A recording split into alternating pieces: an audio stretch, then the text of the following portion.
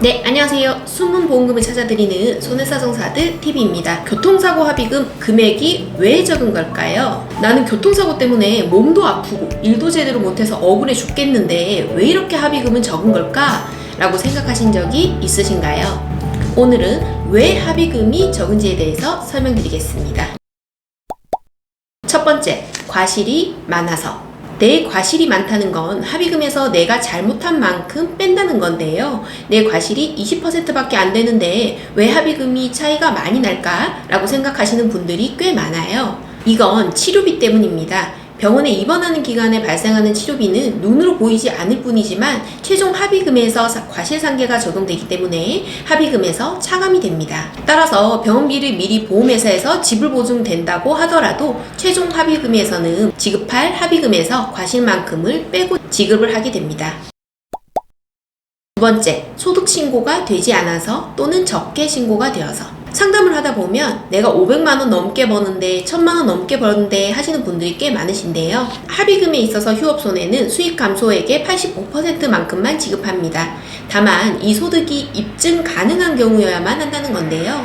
많은 분들께서 실제 소득에 비해서 신고가 적게 되거나 안 되어 있는 경우가 많습니다. 이 경우에는 입증 가능한 서류가 없기 때문에 약관에서 정하는 일용근로자 임금으로 적용하여 계산될 수밖에 없습니다. 세 번째, 통증은 손해로 인정하지 않아서. 사고 이후 꽤나 오랜 기간 부상 부위에 통증을 호소하는 경우가 많은데요. 이 통증에 대해서는 보험회사에서는 인정을 하고 있지 않습니다. 보험회사의 경우 명확한 후유증이나 후유장애가 잔존한 경우에만 산시수익액으로 인정하고 있기 때문에 통증을 계속해서 호소하신다고 하더라도 인정하지 않습니다. 다만 CRPS라고 불리우는 복합통증 증후군 등의 진단을 받는 경우라면 가능한 경우가 간혹 있긴 하나 이 또한 입증 자체가 쉽지는 않습니다.